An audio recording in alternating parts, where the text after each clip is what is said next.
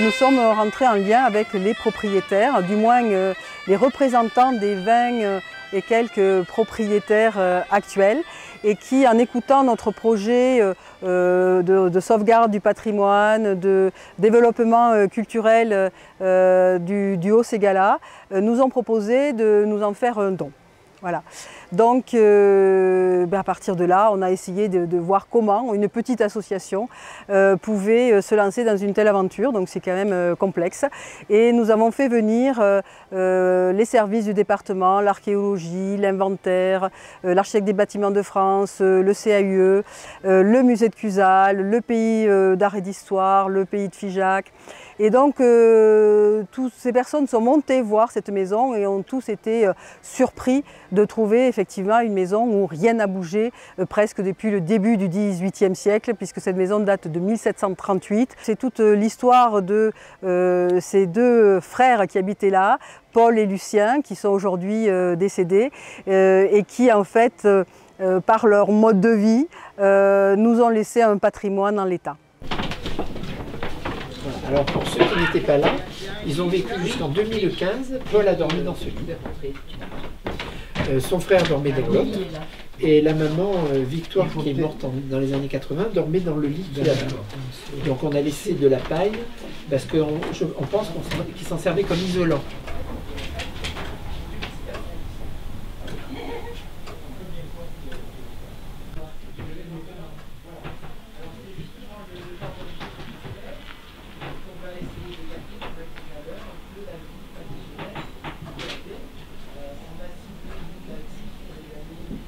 On l'active, on la lance, et voilà. Une fois qu'elle est lancée, elle continue à brasser. Vous avez les deux sorties, donc une sortie pour le lait et une sortie pour la crème. Donc c'est à la fois les photographes qui étaient là au tout début, qui ont fait de magnifiques photos, tous les services du département et du Grand Figeac, qui nous ont soutenus et nous ont trouvé vraiment un intérêt extrême, autant bâti, architectural que ethnologique, puisqu'effectivement il y a énormément d'objets qui sont entassés dans cette maison, dont on ne sait plus l'usage et qu'il va falloir effectivement retrouver et redonner à voir pour transmettre tout ce qu'ils nous ont laissé. C'était l'été et on faisait les foins, c'est-à-dire le regain. Hein. Alors, il n'y avait pas encore de tracteur quand j'étais toute petite, donc on attelait des vaches. Là, il y a l'étable. Et ici, il y avait les charrettes. On attelait les vaches, mais c'est bon comme partout. Après, ils ont eu un petit tracteur. Et toute la famille et souvent les voisins étaient requis pour récolter les petites brindilles qu'il y avait sur le sol avec les râteaux qui sont là. Les râteaux qu'on faisait en bois. La complexité, c'est qu'on veut refaire vraiment en l'état et refaire le moins possible. C'est-à-dire qu'on doit laisser un maximum de choses en l'état au niveau de la charpente, au niveau de la structure, au niveau de tout ce qui la constitue. Donc c'est pour ça qu'on a besoin de tous ces experts pour que chaque détail soit bien étudié et soit refait avec des amoureux du patrimoine. Donc là maintenant, ça va être tout notre travail de constituer une équipe pour faire les choses convenablement au mieux. Donc cette année 2019, c'est le seul projet dans le Lot qui a été choisi par Mission Berne dans la catégorie du bâti traditionnel. Voilà. Donc la Mission Berne, bon, elle ne va pas nous sauver, hein. Elle ne va pas aider à sauvegarder l'ensemble puisqu'on a un budget de 100 000 € à peu près pour arriver à remettre d'aplomb, si on peut dire, cette maison. Donc la Mission Berne, on ne sait pas encore quel montant nous sera alloué, ça va être su au mois de septembre. Mais il est évident qu'il va falloir compléter.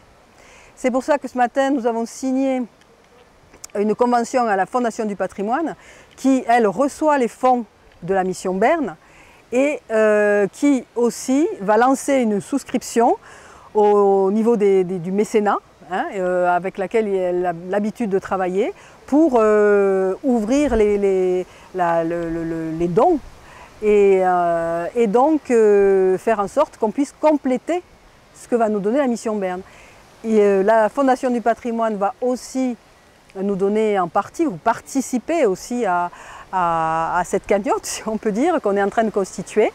Mais il va falloir que, effectivement, comme on le fait aujourd'hui, on sensibilise pour que chacun puisse aussi faire un don, qu'il soit de 10 € ou de plus, et avec effectivement, comme ça passe par la Fondation du patrimoine, des déductions fiscales. L'architecture monumentale aujourd'hui est bien protégée, est bien représentée. On a 500 monuments historiques dans le Lot, mais ce n'est pas ce qui est identitaire de la culture lotoise. Ce qui est identitaire de la culture lotoise, ce sont toutes ces petites constructions rurales, ces maisons paysannes qui sont encore en état. Et quand on a la chance d'en trouver une dans cet état-là, qui arrive tout droit du XVIIIe siècle sans que ça ait été touché, c'est quelque chose de miraculeux et qu'on doit considérer comme de la culture à l'état brut. Et ce projet m'a intéressé pour ça.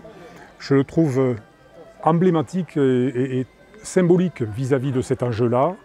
Et c'est ce qui m'anime en tant qu'architecte des bâtiments de France. Ce n'est pas que de garder les grands édifices et les grands monuments, qu'ils soient cultuels ou nobiliaires, c'est tout ce substrat rural, tout ce substrat paysan qui a constitué quand même le socle de la culture de ce territoire. On a un tissu d'entreprise extraordinaire dans le Lot, on a les professionnels qu'il faut, et il faut que ce niveau de sensibilité, ce niveau moyen de sensibilité vis-à-vis de l'architecture paysanne soit élevé d'un cran pour qu'elle atteigne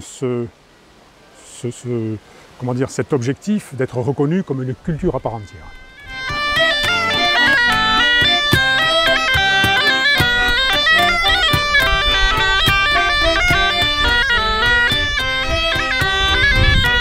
Donc, dans un premier temps, effectivement, il s'agit de la sauvegarde, mais qui pour nous n'est que le début, puisqu'on a effectivement un projet.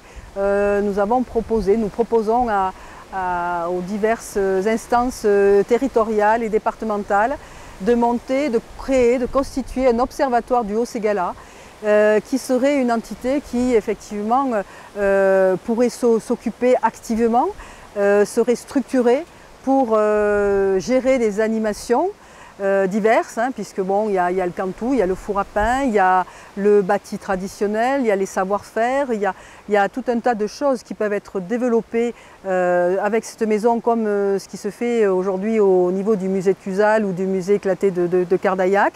Donc c'est un petit peu sur ces modèles-là qu'on voudrait fonctionner. Mais on est une trop petite association pour s'occuper de ça, effectivement. Donc c'est ce projet que nous voulons porter avec, on l'espère, une première acquisition sauvegarde de la Maison Marot, mais qui irait attendre vers d'autres acquisitions sauvegarde dans le Haut-Ségala pour qu'en fait on puisse vraiment découvrir et que les gens puissent aller d'un endroit à un autre et qu'on puisse avoir un grand panel de visites et de découvertes au sein du Haut-Ségala.